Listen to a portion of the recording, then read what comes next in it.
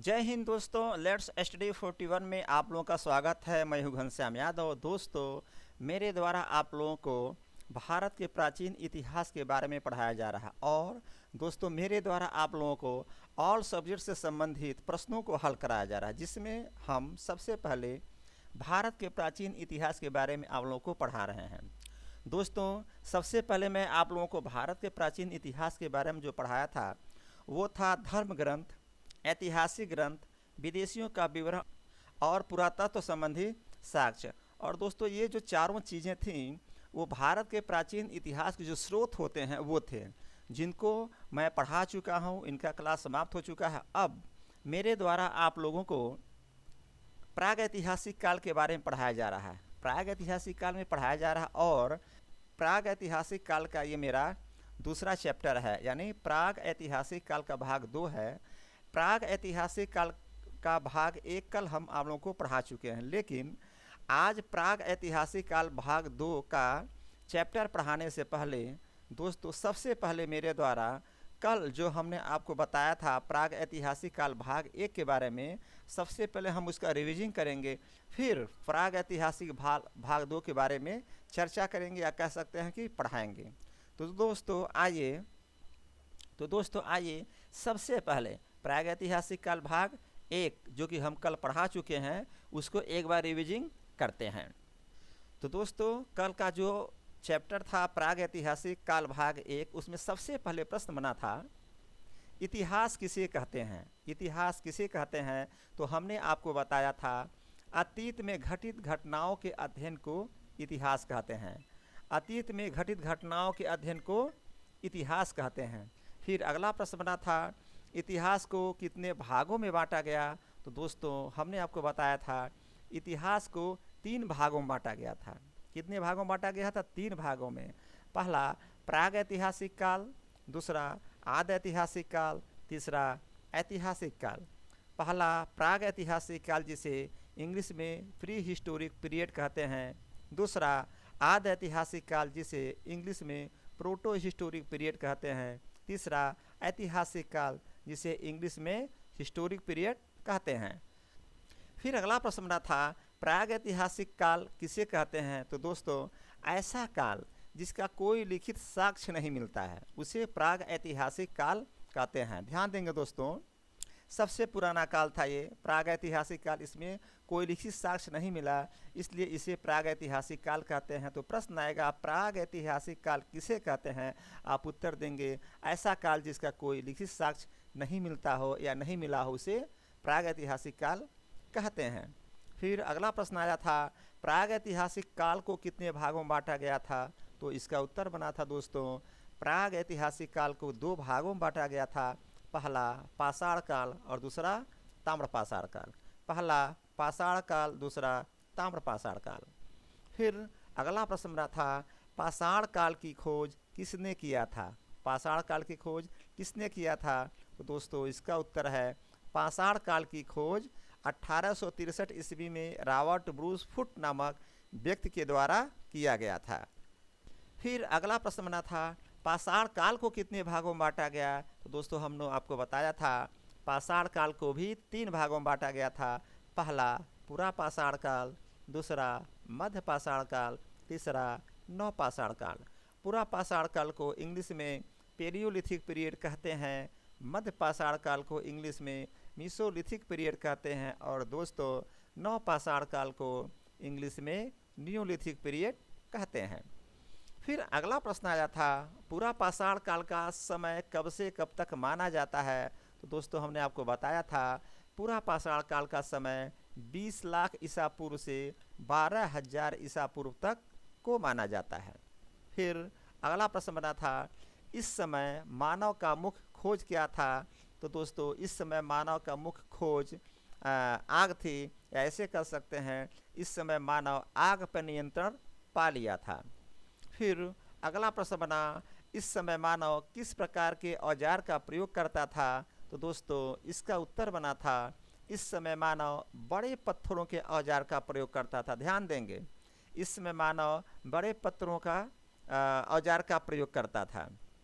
लेकिन यही आगे चलकर मध्य पाषाण काल में मानव छोटे पत्थर के औजार का प्रयोग करने लगेगा।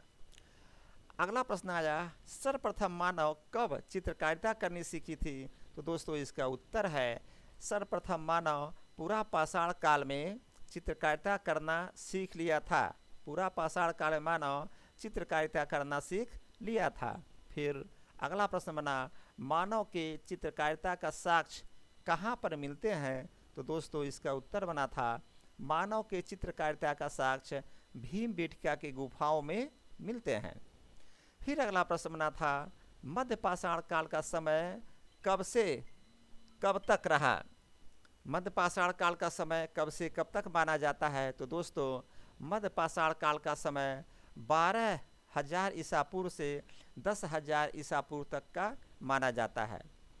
अगला प्रश्न बना, मध्य पाषाण काल में मानव किस प्रकार के औजार का प्रयोग करता था? तो दोस्तों आपको बताया मैंने, मध्य पाषाण काल में मानव नुकीले पत्थर के औजारों का प्रयोग करना सीख लिया था, जिसे माइक्रोलिथिक पीरियड कहा जाता है। माइक्रोलिथिक पीरियड किसे कहा जाता है? प्रश्न बनेगा, उत्तर देंगे मध्य पाषाण काल को माइक्रोलिथिक पीरियड कहा जाता है। अगला प्रश्न बना था, मानव अंत्येष्टि संस्कार किस काल में सीख लिया था? तो दोस्तों हमने आपको बताया था, मानव मध्य पाषाण काल में अंत्येष्टि संस्कार सीख लिया था। फिर अगला प्रश्न बना था, नव पाषाण काल का समय कब से कब तक माना जाता है? तो दोस्तों नव पाषाण काल का समय 10,000 ईसा पूर्व से 3,000 ईसा पूर्व तक को माना जाता है। फिर अगला प्रश्न बना, किस काल में मानव खेती करना सीख लिया था? तो दोस्तों उत्तर देंगे, नव पाषाण काल में मानव खेती करना सीख लिया था। और फिर अगला और लास्ट प्रश्न बना था कल के चैप्टर का, किस काल में मानव आवास बनाना सीख लिया था? दोस्तों नव पाषाण काल में मानव आवास बनाना सीख लिया था। इस प्रकार कल के चैप्टर को दोस्तों हम लोग रिवीजन कर लिए और आज हम लोग नव पाषाण काल के बारे में पढ़ेंगे। तो आइए दोस्तों आज का चैप्टर जो है नव पाषाण काल, उसके बारे में पढ़ते हैं। तो दोस्तों आज का क्लास है प्राग ऐतिहासिक काल, जो कि भाग 2 होगा। कल हमने आप लोगों को भाग 1 पढ़ाया। चलिए आज का क्लास प्रारंभ करते हैं। और आज के क्लास में सबसे पहले प्रश्न बनता है, किस काल में मानव पहिए का आविष्कार कर लिया था? तो दोस्तों नव पाषाण काल में मानव पहिए का आविष्कार कर लिया था। और दोस्तों देखिए, ये जो हम लोग का आज का क्लास है नव पाषाण काल से ही प्रारंभ होता। कल भी मैंने बताया था 2-3 क्वेश्चन कल के क्लास में लास्ट में नव पाषाण के बारे में। और चूँकि नव पाषाण काल कल पूरा नहीं हुआ था, आज हम लोग नव पाषाण काल के बारे में पढ़ रहे हैं। तो यहाँ पर आज के क्लास में सबसे पहला प्रश्न बना, किस काल में मानव पहिए का आविष्कार कर लिया था? तो दोस्तों नव पाषाण काल में मानव पहिए का आविष्कार कर लिया था। इसका उत्तर ये होगा। फिर अगला प्रश्न बना, किस काल में मानव जौ और गेहूं की खेती करना सीख गया था? तो दोस्तों ध्यान देंगे, नव पाषाण काल में मानव जौ और गेहूं का खेती करना भी सीख लिया था। नव पाषाण काल में मानव जौ और गेहूं की खेती करना सीख लिया था। फिर अगला प्रश्न है, किस काल में मानव मनका बनाना सीख लिया था? तो दोस्तों ध्यान देंगे, नव पाषाण काल में मानव मनका बनाना सीख लिया था। नव पाषाण के मानव मनका यानी जो मटका होता है ना, वो बनाना सीख लिया था। फिर आगे प्रश्न बन रहा है, जौ और गेहूं की खेती का प्रारंभ कब और कहां पर किया था? तो दोस्तों ध्यान देंगे, जौ और गेहूं की खेती का सर्वप्रथम 7000 BC में पाकिस्तान के मेहरगढ़ में सुलेमान तथा किरथर के पहाड़ियों के बीच में प्रारंभ किया था। ध्यान देंगे, जौ और गेहूं की खेती का प्रारंभ कब हुआ था? 7000 BC में। कहाँ पर हुआ था? जो दोस्तों पाकिस्तान में हुआ था। और मेहरगढ़ में सुलेमान तथा किरथर की पहाड़ियाँ थीं और वहीं पर मेहरगढ़ का स्थान था। वहीं पर सबसे पहले जौ और गेहूं की खेती करना सीखा था मानव। तो प्रश्न आया, जौ और गेहूं की खेती प्रारंभ कब और कहां पर किया? तो दोस्तों उत्तर देंगे, जौ और गेहूं की खेती सर्वप्रथम 7000 BC में पाकिस्तान के मेहरगढ़ में सुलेमान तथा किरथर के पहाड़ियों के बीच में प्रारंभ किया गया था। ध्यान देंगे दोस्तों आप लोग, सबसे पहले मानव क्या किया, पाषाण काल में जी रहा था, यानी कि पत्थरों का काल था। तो उस समय क्या किया, वो औजार बनाना सीख लिया था। पत्थर का सबसे बड़ा बड़ा औजार था, वो बहुत बड़ा बड़ा औजार था, उसको बनाना सीख लिया था। और उसी समय जब उत्तर पाषाण काल आया था तो तांबे का भी खोज कर लिया था, किसने, मानव ने। और दोस्तों उस समय वो खाना बदोश था। क्या था वो, खाना बदोश था।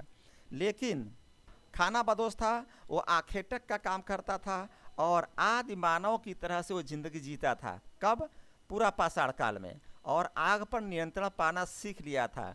दोस्तों क्या करता था मानव, निकलता रहता था, आगे बढ़ता रहता था, जहाँ पर उसको जानवर मिला मार करके खा जाता था और वहीं पर सो जाता था। तो कह सकते हैं कि आदि मानव का जीवन वो व्यतीत करता था जैसे जानवर, छोड़ दीजिए, कहीं पर जाएंगे चर लेंगे, वहीं पे बैठ जाएंगे। और ऐसे कह सकते हैं आज का जानवर दोस्तों जाता है चरने के लिए, खाता पीता वापस आ जाता। लेकिन उस समय जो मानव था, जानवर से बदतर जिंदगी थी। वो लोग निकलते थे, जहाँ भी कुछ मिलता था मार के खा लेते थे, कच्चा मांस खा लेते थे। बाद में चूँकि आग पर नियंत्रण पाना सीख लिए थे तो उनको भून करके खाने लगे। इस तरह क्या करते थे इंसान, जानवर की तरह से जीते थे और घूमते रहते थे, आखेट करते रहते, खाते रहते थे, पीते रहते हैं। जहाँ उनको दिल किया सो लिए, फिर आगे बढ़ गए। तो दोस्तों पूरा पाषाण काल में मानव पूरा इस तरह से कह सकते हैं कि जानवर की जिंदगी जीता था और आखेटक का काम करता था। आदि मानव जीवन जीता था कब, पूरा पाषाण काल में।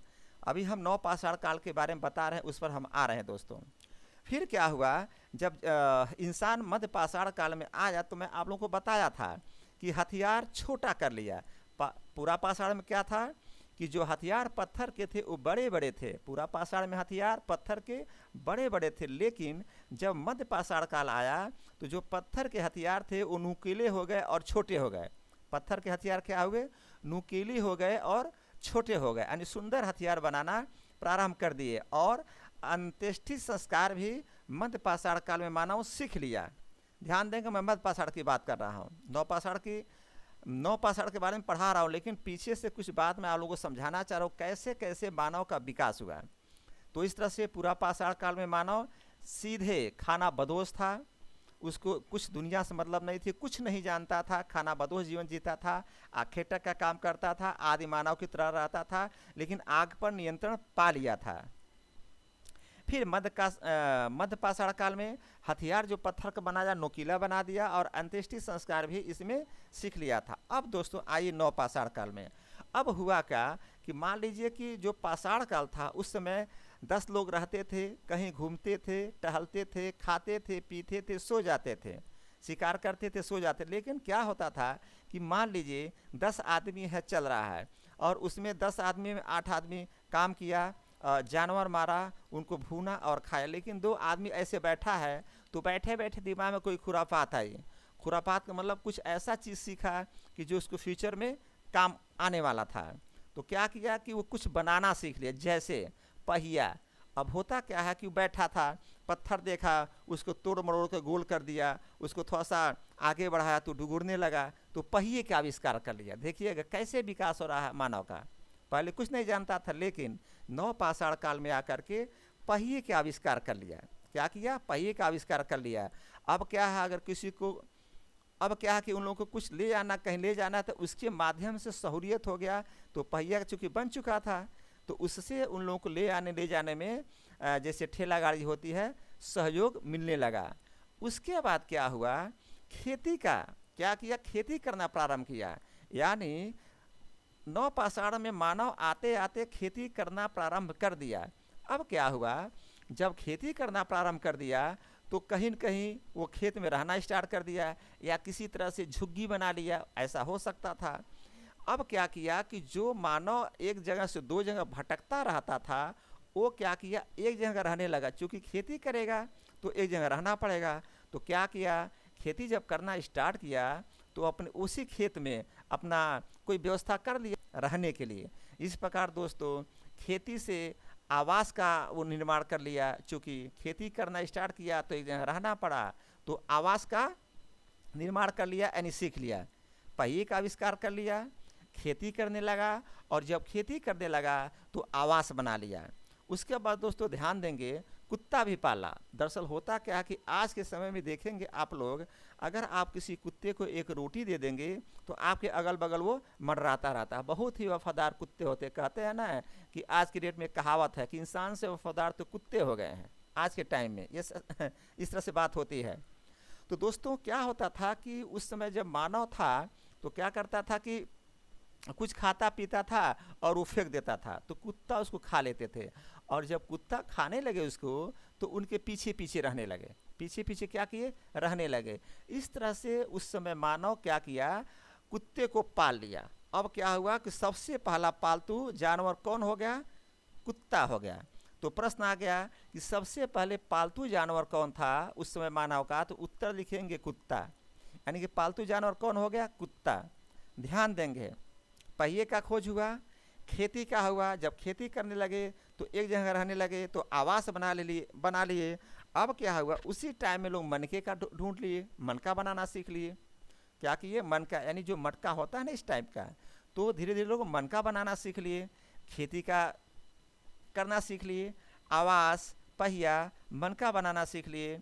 और दोस्तों पहली बार खेती, मैंने अभी आपको बताया, पहली बार खेती जौ और गेहूं का किए। पहली बार खेती किसका किए, जौ और गेहूं का किए। कहाँ पर किए, पाकिस्तान के मेहरगढ़ स्थान पे किए। कहाँ पर किए, पाकिस्तान के मेहरगढ़ स्थान में किए। और एक सुलेमान तथा कीर्थन नाम की पहाड़ी थी, उसी जगह मेहरगढ़ स्थान है, वहीं पर ये पहला खेती लोग प्रारंभ किए। कब, नवपाषाण काल में। यानी पहली बार खेती कब हो रहा है, नवपाषाण काल में हो रहा। कहाँ पर हो रहा है, आज के टाइम में वो पाकिस्तान जगह है, और पाकिस्तान में मेहरगढ़ स्थान है, और सुलेमान तथा कीर्थर पहाड़ियों के बीच में यह स्थान है। और कब हुआ, 7000 BC पहले हुआ था। 7000 BC पहले किसी का काम स्टार्ट हो गया था। फिर दोस्तों उत्तर वैदिक काल में मैं आपको बताया था पहले, जो तांबे का खोज हुआ था पाषाण काल में। पाषाण काल में उत्तर वैदिक काल लास्ट में आता है, उस समय तांबे की खोज हो गई थी। तो दोस्तों इस तरह से मानव का विकास धीरे धीरे होने लगा, और मानव धीरे धीरे ऐसे कहते हैं कि सभ्यता की तरफ बढ़ रहा है। क्या हो रहा है, उनका विकास सभ्यता की तरफ बढ़ रहा है धीरे धीरे। तो यही प्रश्न बन रहा है यहाँ पे कि जब जौ और गेहूं की खेती का प्रारंभ कब और कहाँ किया गया। तो दोस्तों जौ और गेहूं की खेती सर्वप्रथम 7000 BC में पाकिस्तान के मेहरगढ़ में सुलेमान तथा कीर्थर के पहाड़ियों के बीच में प्रारंभ किया गया था। लेकिन फिर आइए मैं बीच में आप लोगों को समझाने लगा कि कैसे कैसे विकास हुआ मानव का। फिर इस चैप्टर को स्टार्टिंग से एक बार आपको बताता हूँ, ताकि आपके दिमाग में बात घुस जाए, आपको याद हो जाए, आपको कंठस्थ हो जाए। तो चलिए दोस्तों, पहला ही प्रश्न बना था, किस काल में मानव पहिए का आविष्कार किया। तो मैंने आपको बताया कि जैसे जैसे विकास होने लगा और नवपाषाण काल आया, तो दोस्तों नवपाषाण काल में मानव पहिए का आविष्कार कर लिया। फिर अगला प्रश्न बना, किस काल में मानव जौ और गेहूं की खेती करना प्रारंभ किया था। तो मैंने बताया विकास हुआ, नवपाषाण काल आया, और नवपाषाण काल में मानव जौ और गेहूं की खेती करना सीख लिया था। किस काल में मानव मनका बनाना सीख लिया था। तो दोस्तों मैंने बताया कि नवपाषाण काल में मानव मनका भी बनाना सीख लिया था। मनका मतलब मटका, आज के टाइम में भी हम लोग इसको मटका कहते हैं, पहले मनका कहा जाता था। अब आया अगला प्रश्न, जौ और गेहूं की खेती का प्रारंभ कब और कहां पर किया गया। तो पहले ही मैंने आपको बताया जौ और गेहूं की खेती का सर्वप्रथम 7000 BC में पाकिस्तान के मेहरगढ़ में सुलेमान तथा कीर्थर पहाड़ियों के बीच में प्रारंभ किया गया था। अब आगे बढ़ते हैं, तांबे की खोज कब की गई। तो दोस्तों तांबे की खोज उत्तर पाषाण काल में कर दी गई थी, मतलब नवपाषाण काल से पहले उत्तर पाषाण काल में कर दी गई थी। तो प्रश्न बन रहा है कि तांबे की खोज कब की गई थी। तो दोस्तों तांबे की खोज उत्तर पाषाण काल में कर दी गई थी। अगला प्रश्न बना, आदि ऐतिहासिक काल किसे कहते हैं। तो दोस्तों ऐसा काल जहां पर लेखन का साक्ष्य तो मिलता है लेकिन वह पढ़ा नहीं जा सका। ध्यान देंगे, पहले जब मैं चैप्टर स्टार्ट किया था पढ़ाना, पहला ही परिचय हम जब दिए थे आप लोगों को प्राचीन भारत के इतिहास के बारे में, तो वहाँ पर मैं आपको बताया था कि आदि ऐतिहासिक काल किसे कहते हैं परिचय में। तो उसका उत्तर बना था ऐसा काल जहाँ पर लेखन का साक्ष्य तो मिलता है लेकिन पढ़ा नहीं जा सका, उसे आद्य ऐतिहासिक काल कहते हैं। तो प्रश्न बना, आद्य ऐतिहासिक काल किसे कहते हैं? तो दोस्तों उत्तर देंगे, आद्य ऐतिहासिक काल उसे कहते हैं जहाँ लेखन का साक्ष्य मिला लेकिन उसे पढ़ा नहीं जा सका, उसे आद्य ऐतिहासिक काल कहते हैं। फिर अगला प्रश्न बना, ऐतिहासिक काल किसे कहते हैं? तो इसका उत्तर है ऐसा काल जिसमें लिपि भी हो और उसे पढ़ा भी जा सके, उसे ऐतिहासिक काल कहते हैं। फिर मैं कहूँगा, इसे भी मैं परिचय जब दिया था पहला ही पार्ट, तो उसमें आप लोग को बताया था कि आद्य ऐतिहासिक काल उसे कहते हैं जिसमें लिपि भी मिली और उसे पढ़ा भी जा सके, यानी लिखा भी गया और पढ़ा भी गया, उसे ऐतिहासिक काल कहते हैं। फिर दोस्तों अगला प्रश्न बना था, ऐतिहासिक काल को कितने भागों में बांटा गया? तो दोस्तों ऐतिहासिक काल को 3 भागों में बांटा गया। पहला प्राचीन भारत, दूसरा मध्य भारत, तीसरा आधुनिक भारत। पहला प्राचीन भारत, दूसरा मध्य भारत और तीसरा आधुनिक भारत। ऐतिहासिक काल को कितने भागों में बांटा गया? तो दोस्तों ऐतिहासिक काल को 3 भागों में बांटा गया। पहला प्राचीन भारत, दूसरा मध्य भारत, तीसरा आधुनिक भारत। फिर अगला प्रश्न बना, भारतीय पुरातत्व के पिता किसे कहते हैं? तो दोस्तों इसका उत्तर होगा, भारतीय पुरातत्व काल के पिता सर अलेक्जेंडर कनिंघम को कहा जाता है।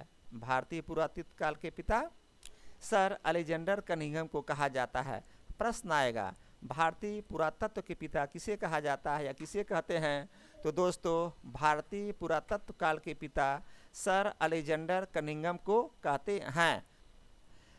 दोस्तों अगला प्रश्न बना, मानव का वैज्ञानिक नाम क्या है? मानव का वैज्ञानिक नाम क्या है? तो दोस्तों इसका उत्तर होगा, मानव का वैज्ञानिक नाम होमो सेपियंस है। मानव का वैज्ञानिक नाम होमो सेपियंस है।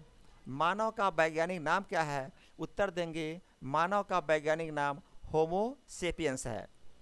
फिर अगला प्रश्न बना, धरती पर इंसान कब आया? तो दोस्तों धरती पर इंसान लगभग 30,000 से 40,000 वर्ष पहले आया था। 30,000 से 40,000 वर्ष पूर्व इंसान धरती पे आया था। प्रश्न आएगा, धरती पर इंसान कब आया? तो दोस्तों उत्तर देंगे, लगभग 30,000 से 40,000 वर्ष पूर्व इंसान धरती पर आया था। फिर अगला प्रश्न बना, मानव सबसे पहले कहाँ पर आया था? तो दोस्तों ध्यान देंगे, अगर मानव कहीं आया सबसे पहले धरती पर, तो ये प्रश्न भी बनता है कि आखिर में मानव आया धरती पर तो सबसे पहले कहाँ पर आया? सबसे पहले कहाँ पर आया? तो दोस्तों इसका उत्तर है, मानव सबसे पहले जब धरती पर आया तो वो अफ्रीका में आया। कहाँ पर आया? अफ्रीका में। मानव सबसे पहले कहाँ आया? तो उत्तर देंगे, मानव सबसे पहले अफ्रीका में आया। और अगला प्रश्न इसी से संबंधित है, मानव जाति का पालना किसे कहा जाता है? तो दोस्तों मानव जाति का पालना अफ्रीका को कहा जाता है। मानव जाति का पालना किसे कहा जाता है? अफ्रीका को कहा जाता है। प्रश्न बना, मानव धरती पर कब आया? तो दोस्तों इसका उत्तर है, मानव धरती पर 30,000 से 40,000 वर्ष पहले आया था। फिर इसी से संबंधित प्रश्न बना, मानव सबसे पहले कहाँ आया? उत्तर देंगे, मानव सबसे पहले अफ्रीका में आया। फिर इसी से संबंधित प्रश्न बना, मानव जाति का पालना किसे कहा जाता है? तो दोस्तों मानव जाति का पालना अफ्रीका को कहा जाता है। पालना का तात्पर्य यह हुआ, जैसे दोस्तों आज के टाइम में हमारे बच्चे जब पैदा होते हैं तो एक पालना तैयार कर दिया जाता है और उसमें उसको झुलाया जाता है। तो समझिए इस बात को, मतलब ये भावनाएं क्या कह रही हैं, ये एक भावना हो।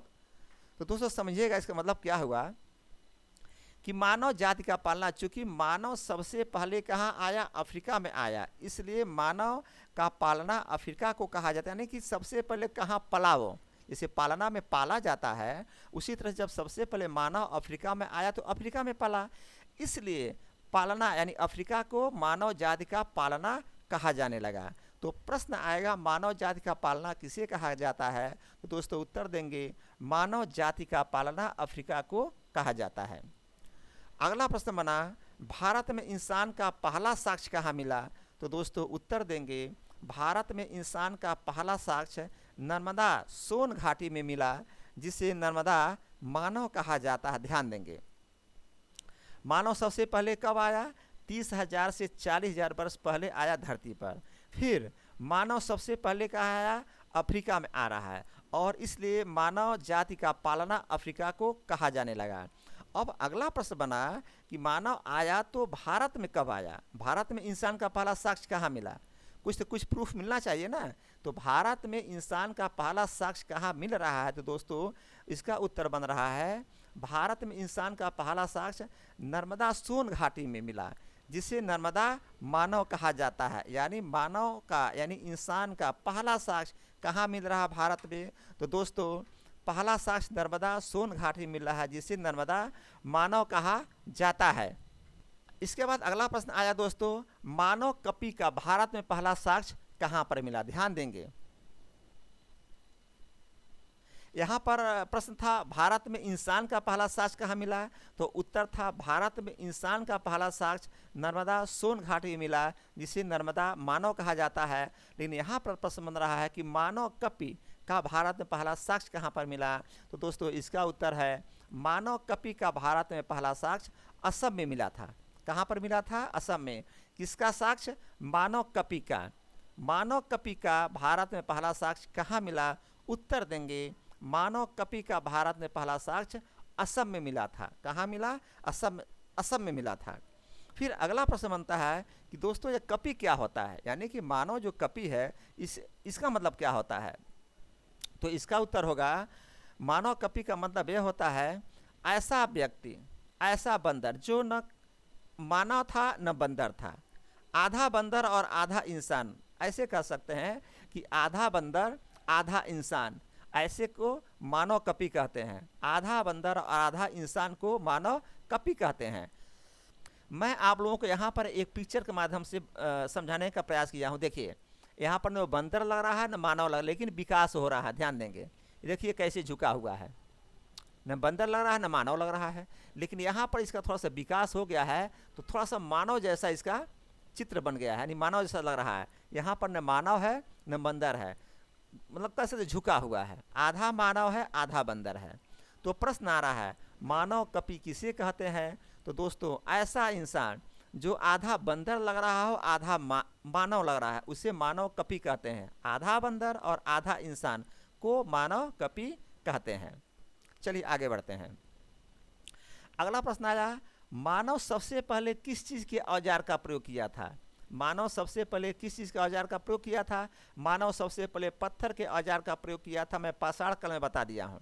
यहाँ दोबारा प्रश्न बन गया, कोई प्रॉब्लम नहीं, एक बार और पढ़ लीजिए। मानव सबसे पहले पत्थर के औजार का प्रयोग किया था। और अगला प्रश्न बना, भारत में पूरा पाषाण कालीन औजारों की खोज किसने की? तो दोस्तों भारत में पूरा पाषाण कालीन औजारों की खोज रॉबर्ट ब्रूसफुट ने किया था 1863 ईस्वी में। ये भी दोबारा क्वेश्चन बना, नो प्रॉब्लम। फिर अगला प्रश्न बना, भारत की सबसे पुरानी कलाकृति कौन सी है? तो दोस्तों इसका उत्तर है, भारत की सबसे पुरानी कलाकृति पल्लवरम, और वो तमिलनाडु में पड़ता है। भारत की सबसे पुरानी कलाकृति पल्लवरम है, और जो कि तमिलनाडु में पड़ता है। बहुत अटपटा सा नाम है, पल्लवरम। तो दोस्तों आज का ये लास्ट प्रश्न था, भारत की सबसे पुरानी कलाकृति कौन सी है? तो दोस्तों इसका उत्तर है, भारत की सबसे पुरानी कलाकृति पल्लवरम है, जो कि तमिलनाडु में है। आइए दोस्तों आज के चैप्टर को फिर रिवीजन करते हैं। तो दोस्तों आज का पहला प्रश्न बना था प्रागैतिहासिक काल में कि किस काल में मानव पहिए का आविष्कार कर लिया? इसका उत्तर था नवपाषाण काल में मानव पहिए का आविष्कार कर लिया था। अगला प्रश्न बना था किस काल में मानव जौ और गेहूं की खेती करना सीख गया था? तो दोस्तों इसका उत्तर था नवपाषाण काल में मानव जौ और गेहूं की खेती करना सीख लिया था। फिर अगला प्रश्न बना किस काल में मानव मनका बनाना सीख लिया था? तो दोस्तों नवपाषाण काल में मानव मनका बनाना सीख लिया था। अगला प्रश्न बना था जौ और गेहूं की खेती प्रारंभ कब और कहां पर किया? तो दोस्तों मैं आपको बताया था जौ और गेहूं की खेती सर्वप्रथम 7000 BC में पाकिस्तान के मेहरगढ़ में सुलेमान तथा किरथर पहाड़ियों के बीच में प्रारंभ किया था। फिर अगला प्रश्न बना तांबे की खोज कब की गई थी? तो दोस्तों तांबे की खोज उत्तर पाषाण काल में कर ली गई थी।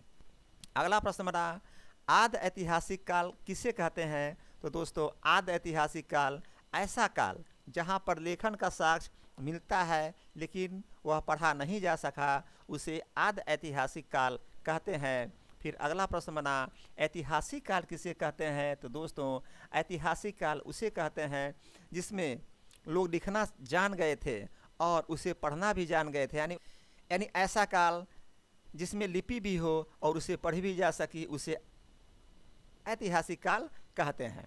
फिर अगला प्रश्न बना था, ऐतिहासिक काल को कितने भागों बांटा गया? तो दोस्तों ऐतिहासिक काल को 3 भागों बांटा गया था। पहला प्राचीन भारत, दूसरा मध्य भारत, तीसरा आधुनिक भारत। फिर आगे बढ़ते हैं, अगला प्रश्न आया, भारतीय पुरातत्व के पिता किसको कहते हैं? दोस्तों भारतीय पुरातत्व काल के पिता सर अलेक्जेंडर कनिंघम को कहते हैं। अगला प्रश्न बना, मानव का वैज्ञानिक नाम क्या है? तो दोस्तों मानव का वैज्ञानिक नाम होमो सेपियंस है। और अगला प्रश्न बना, धरती पर इंसान कब आया? तो दोस्तों धरती पर इंसान 30,000 से 40,000 वर्ष पूर्व आया था। अगला प्रश्न बना था, मानव सबसे पहले कहाँ आया? तो दोस्तों मानव सबसे पहले अफ्रीका में आया। और फिर अगला प्रश्न बना, मानव जाति का पालना किसे कहा जाता है? तो दोस्तों मानव जाति का पालना अफ्रीका को कहा जाता है। भारत में इंसान का पहला साक्ष्य कहाँ मिला? तो दोस्तों भारत में इंसान का पहला साक्ष्य नर्मदा सोन घाटी में मिला, जिसे नर्मदा मानव कहा जाता है। अगला प्रश्न बना था, मानव कपि का भारत में पहला साक्ष्य कहाँ मिला? तो दोस्तों मानव कपि का भारत में पहला साक्ष्य असम में मिला था। और दोस्तों अगला प्रश्न बना था, मानव कपि किसे कहते हैं? तो दोस्तों आधा बंदर और आधा इंसान को मानव कपि कहते हैं। न वो बंदर ही था और ना ही वो इंसान था। अगला प्रश्न, मानव सबसे पहले किस चीज़ के औजार का प्रयोग किया? तो दोस्तों इसका उत्तर बना था, मानव सबसे पहले पत्थर के औजार का प्रयोग किया था। और कब किया था? पाषाण काल में। अगला प्रश्न बना, भारत में पूरा पाषाणकालीन औजारों की खोज किसने की? दोस्तों इसका उत्तर बना था, भारत में पूरा पाषाणकालीन औजारों की खोज रॉबर्ट ब्रूसफुट ने किया था, जो कि 1863 ईस्वी में किया था। फिर अगला प्रश्न बना और अंतिम प्रश्न, भारत की सबसे पुरानी कलाकृति कौन सी है? तो दोस्तों भारत की सबसे पुरानी कलाकृति पल्लोरम है, जो कि तमिलनाडु में है।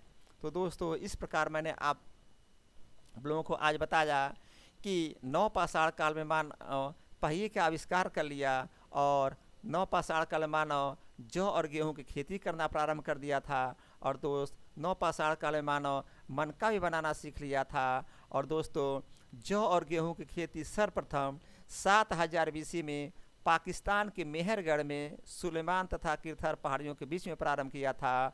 और तांबे की खोज उत्तर पाषाण काल में कर लिया था। फिर दोस्तों ऐसा काल जहाँ पर लेखन का साक्ष्य मिलता है लेकिन पढ़ा नहीं जा सका, उसे आद ऐतिहासिक काल कहते हैं। और ऐसा काल जिसमें लिपि भी हो और पढ़ा भी जा सका, उसे ऐतिहासिक काल कहते हैं। ऐतिहासिक काल को 3 भागों बांट दिया गया, प्राचीन भारत, मध्य भारत और आधुनिक भारत। और दोस्तों भारतीय पुरातत्व काल के पिता सर अलेक्जेंडर कनिंघम को कहा जाता है।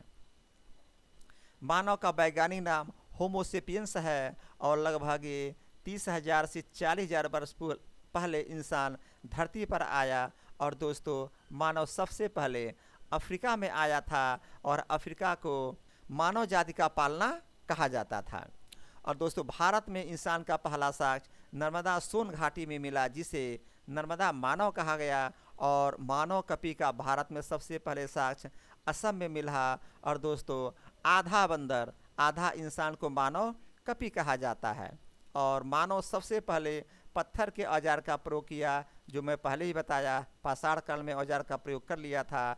और भारत में पूरा पाषाणकालीन औजारों की खोज रॉबर्ट ब्रूसफुट ने 1863 ईस्वी में कर लिया था।